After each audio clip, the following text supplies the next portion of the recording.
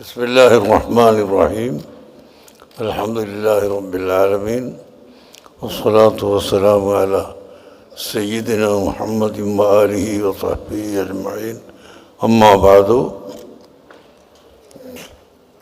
മൗലിദ് ആഘോഷം നബി സല്ലല്ലാഹു അലൈഹി വസല്ലമ തങ്ങൾ ഇവിടെ ആഗതരായതിൻ്റെ പേരിൽ സന്തോഷം പ്രകടിപ്പിക്കുകയാണ് എന്ന് നമുക്കൊക്കെ അറിയാം.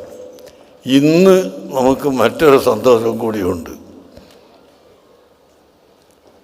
ആയിരങ്ങളും പതിനായിരങ്ങളും കൊല്ലപ്പെടുന്ന ഗസ പ്രശ്നത്തിന് പരിഹാരം കാണണം.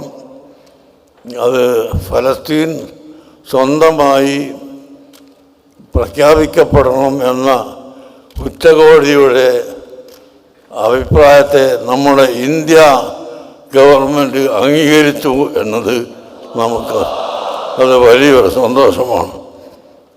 അതുകൊണ്ട് ഇന്ത്യൻ പ്രധാനമന്ത്രിയോടും വിദേശകാര്യമന്ത്രിയോടുമെല്ലാം നമ്മുടെ സന്തോഷം ഇതിൻ്റെ പേരിൽ ഞാൻ അറിയിക്കുകയാണ്. നബി സല്ലല്ലാഹു അലൈഹി വസല്ലമ തങ്ങളുടെ ജന്മത്തിലും പരിശുദ്ധ ഖുർആനിൻ്റെ അവതരണത്തിലും സന്തോഷിക്കുന്ന കൂട്ടത്തിൽ ഇങ്ങനെ ലോകത്ത് സമാധാനമുണ്ടാകുന്ന ഒരു മാർഗം കൂടി ഉണ്ടായപ്പോൾ അതിൽ സന്തോഷിച്ചുകൊണ്ട് തൽക്കാലം ഞാൻ എൻ്റെ വാക്കുകൾ അവസാനിപ്പിക്കുന്നു. അല്ലാഹു തൗഫീഖ് നൽകട്ടെ. അസ്സലാമു അലൈക്കും.